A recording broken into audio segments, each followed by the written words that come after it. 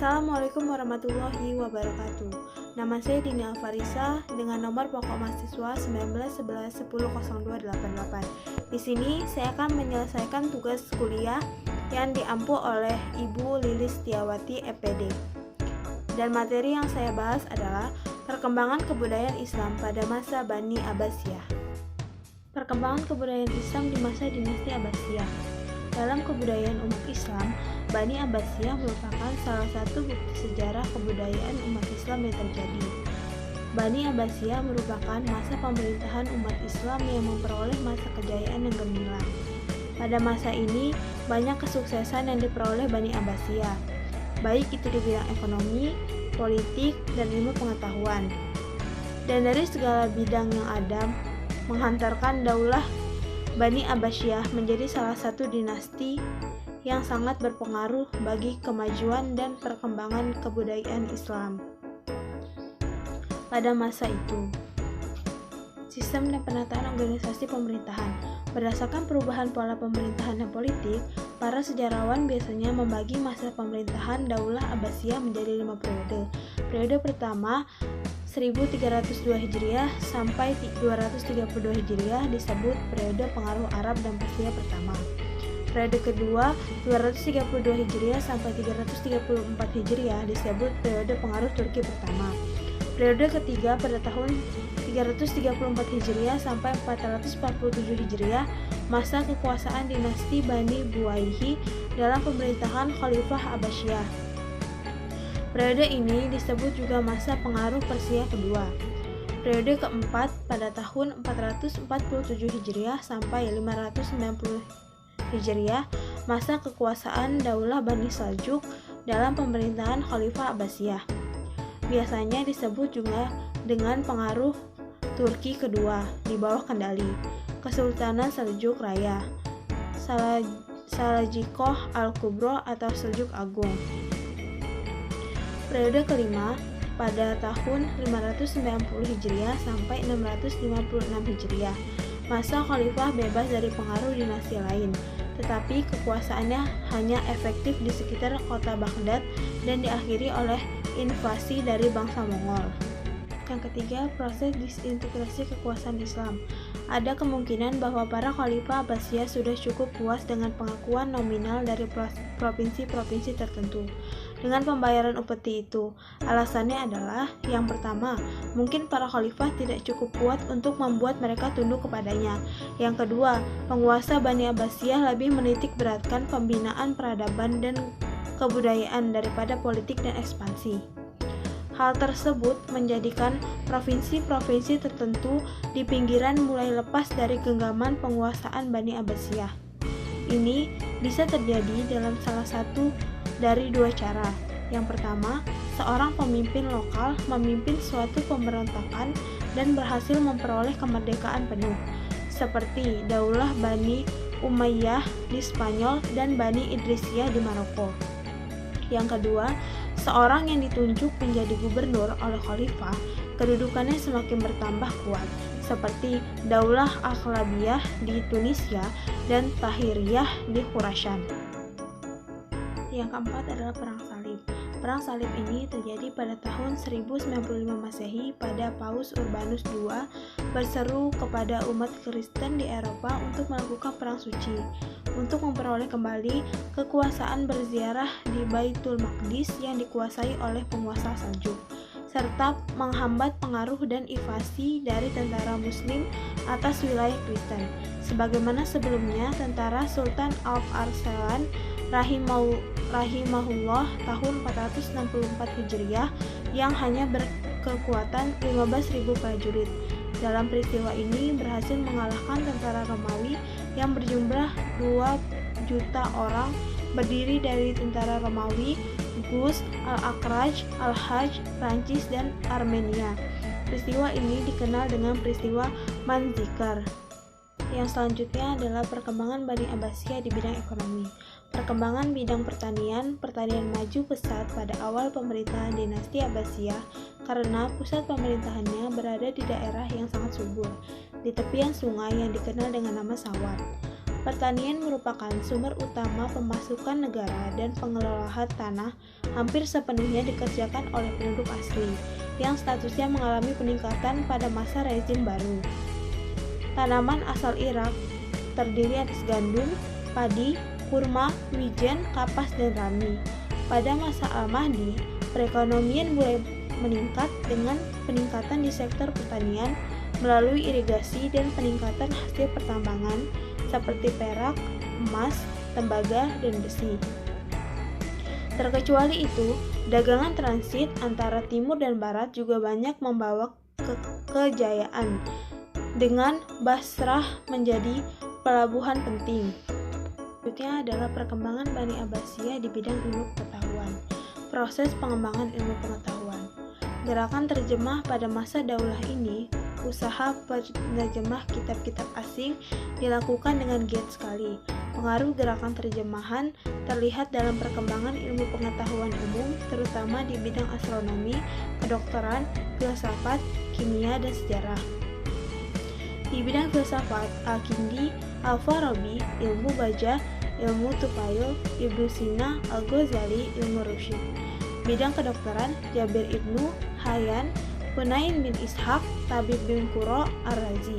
Pada bidang matematika, ada Umar Al-Farukhan, Al-Khawarizmi, dan pada bidang astronomi, ada Al-Farizi, Al-Battani, Abdul Wattaq, Al-Farghani, dan sebagainya. Pengembangan ilmu pengetahuan dalam bidang pendidikan. Misalnya, di awal Islam, lembaga pendidikan sudah mulai berkembang. Ketika itu, lembaga pendidikan terdiri dari 2 tingkat. Yang pertama, maktab atau kutab dan masjid, yaitu lembaga pendidikan terendah, tempat anak-anak mengenal dasar-dasar bacaan, hitungan, dan tulisan, dan tempat para remaja belajar dasar-dasar ilmu agama seperti tafsir, hadis, fikih, dan bahasa. Yang kedua, tingkat pendalaman, di mana para pelajar yang ingin memperdalam ilmunya pergi keluar daerah menuntut ilmu kepada seseorang atau beberapa orang ahli dalam bidangnya masing-masing. Pada umumnya, ilmu yang dituntut adalah ilmu-ilmu agama. Pengajarannya berlangsung di masjid-masjid atau di rumah-rumah ulama yang bersangkutan. Dan yang selanjutnya adalah perkembangan Bani Abbasiyah di bidang seni budaya. Seni budaya pada masa kekhalifahan Abbasiyah telah ada semenjak dinasti ini berdiri sebagai lanjutan dari kekuasaan Bani Umayyah. Kemudian, seni budaya di masa ini terus mengalami perkembangan begitu pesat pada periode pertama Bani Abbasiyah pada tahun 750 sampai 847. Kala itu dipengaruhi oleh budaya Arab dan Persia. Di antara kesenian yang berkembang pada masa dinasti Abbasiyah antara lain yang pertama kesenian sastra, kemudian kesenian arsitektur, kesenian seni rupa, dan kesenian musik yang kemudian memberi sumbangan besar bagi sejarah peradaban dunia.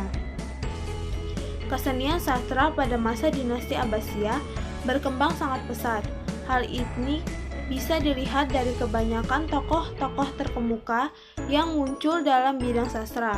Di antaranya seperti Badi al-Zaman, Al-Hamzani, Al-Salibi, dan Al-Hariri.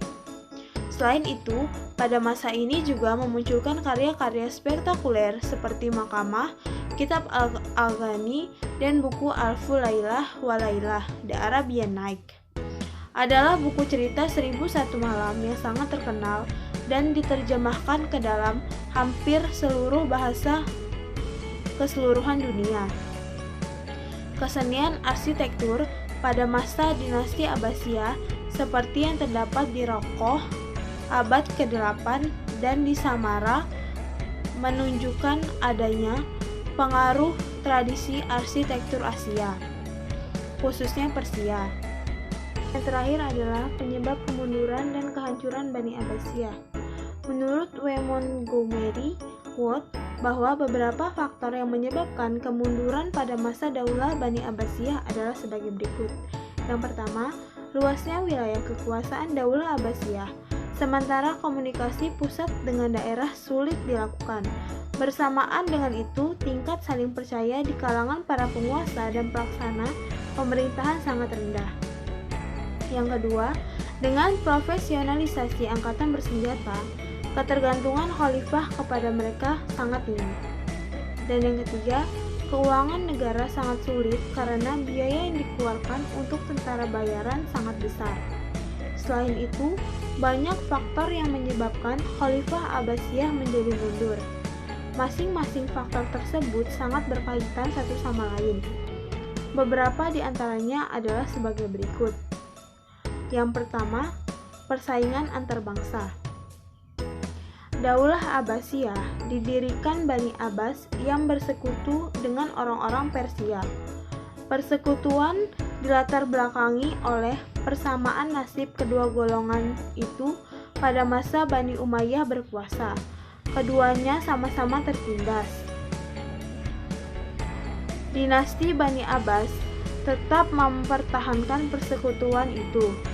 Meskipun demikian, orang-orang Persia tidak merasa puas. Mereka menginginkan sebuah dinasti dengan raja.